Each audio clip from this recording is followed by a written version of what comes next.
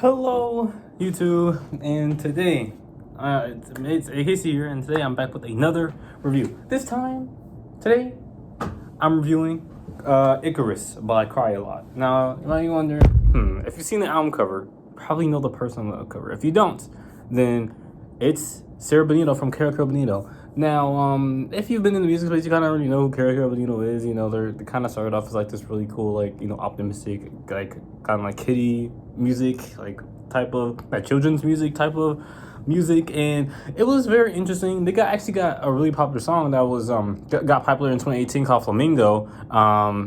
And I'm pretty sure you guys know it. You know, how many shrimps do you have to eat and everything. Yeah, that's them. Except this is only the singer of that group.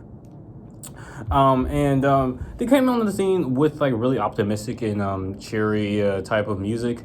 And they eventually did stray away from that, like slowly, with their debut album, Bonito Generation. You know, it talked about themes of, growing up, kind of existentialism and like, growing up and actually like coming into like, the world as an adult and everything. But it was mostly just a fun album.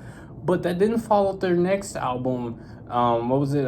Time and Place. A lot more mature themes about death. Again, existentialism. As you'll notice, existentialism is kind of like a hidden theme within their stuff, especially in their earlier stuff. But it touched on subjects of death, introspection, existentialism, all that type of stuff.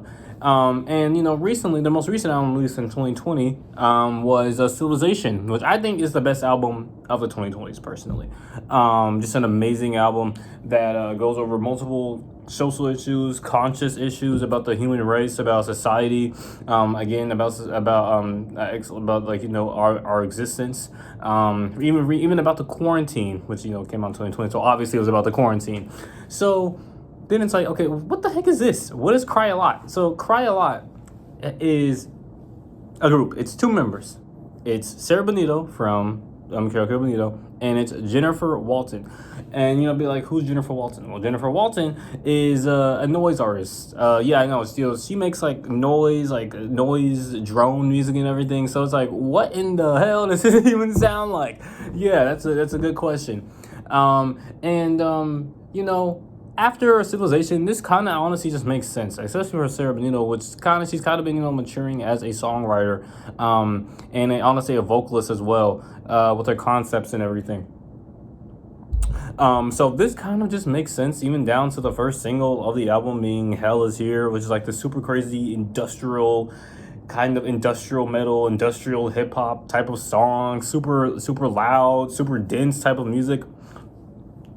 And it was kind of like a left field type thing. I think the problem with that for me is that it doesn't really work as a left field thing. The reason why is because I already had the song Only Acting off of Time and Place, which was kind of already a left field thing with that crazy noise and glitch section at the end. So although Hell Is Here is good, and I'll get more into that,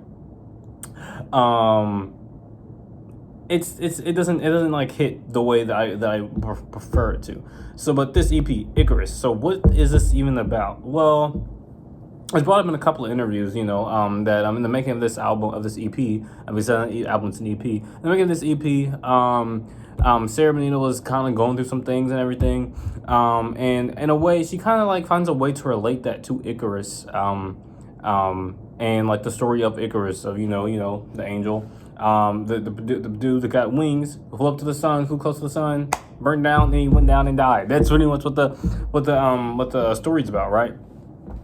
And on this album, they tackle it in a very different way, musically and I think lyrically. And I think lyrically, it's a really strong suit because she's able to relate both, what she was going through, also with Icarus, for example, on the songs "Hell Is Here" and "Labyrinth." You have lyrics like on "Hell Is Here" like, "I'll crystallize the pain," or you have "Labyrinth," you have like a "sitting in my room all day," kind of feeling like drawing circles on the ground, kind of having like a bored, kind of kind of depressive, like again like thinking type of state on "Labyrinth."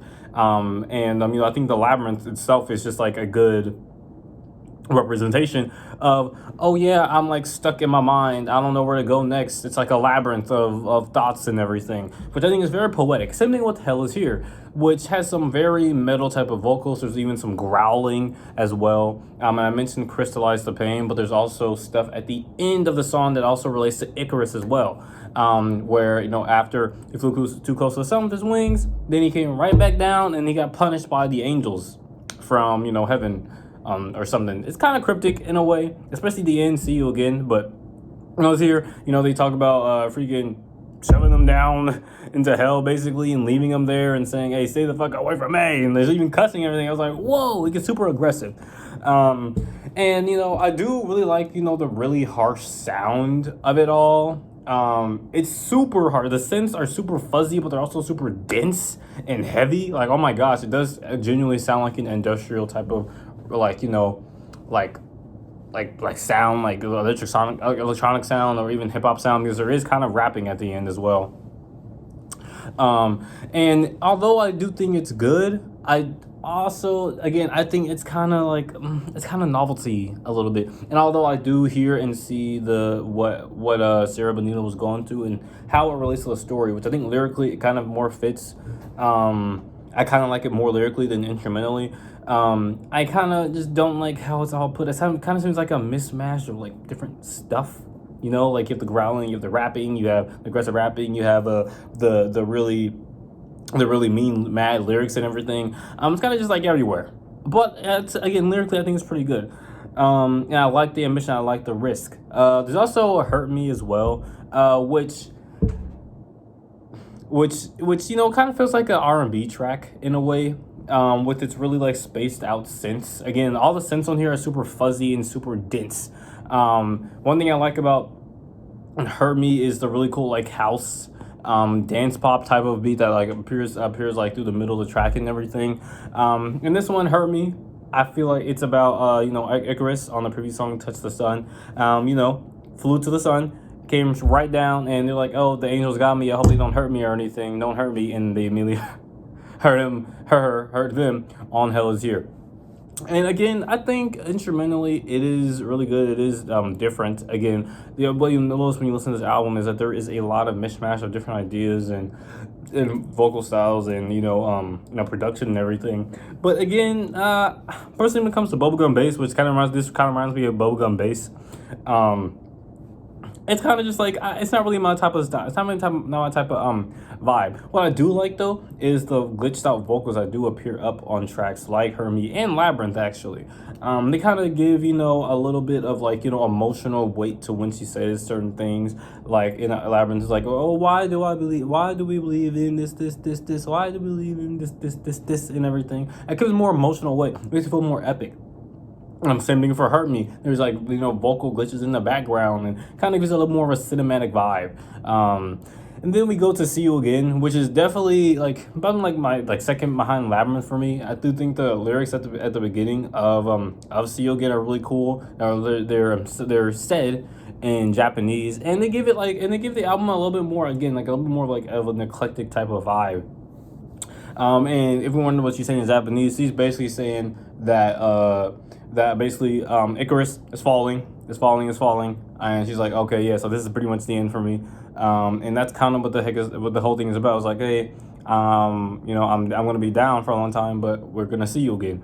And I think instrumentally, this is on tied with Labyrinth for me. For like just being super good instrumentally. It has like these really slow piano synth keys, as well as like these synths in the back that sound like an orchestra in a way. There's also the part at the end where they say "See You Again," where it sounds super sentimental, and it's kind of like a group vocal type thing, and it sounds very angelic as well.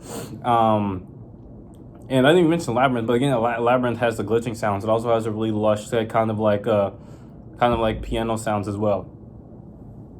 And then we go to Touch the Sun. And Touch the Sun is probably my least favorite track here. So this track, you know, it starts off with, you know, it's talking about Icarus, you know, going to go get the sun. I mean, like, I don't care. I'm about to go touch the sun, basically. And I think the lyrics are fine, and they do forward the themes of the album and the concepts of the album.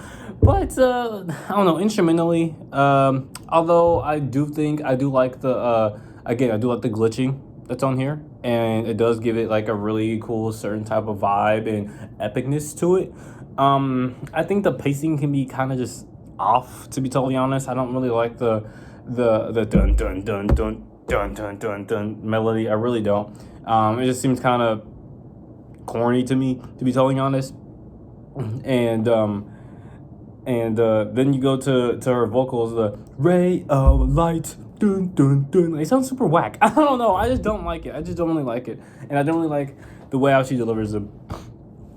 Although I do see merit into the song, and I do kind of like parts and sections of it. It's just really not my favorite on here. I think it's kind of a weak start to the album, to the EP.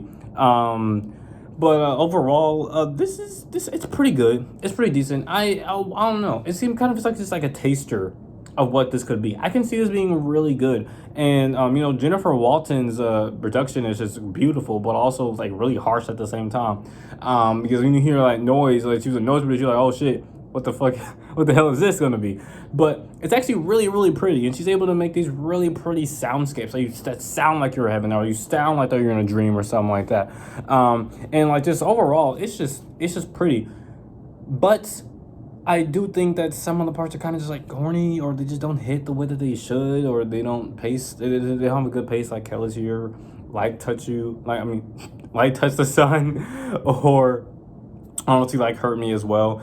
So for that, I think I'm gonna give it a 6.5, because I think, you know, it has it shows its themes really well, it shows its concepts really well. And although I don't like most of the tracks I do like are really, really good. I really like Labyrinth and See You Again. So I'll give it a strong 6.5. I really recommend this if you like Erica Menino, if you like dream pop, if you like really electronic music as well. Yeah, it's pretty good. It's pretty good. 6.5 out of 10. See you in the next video.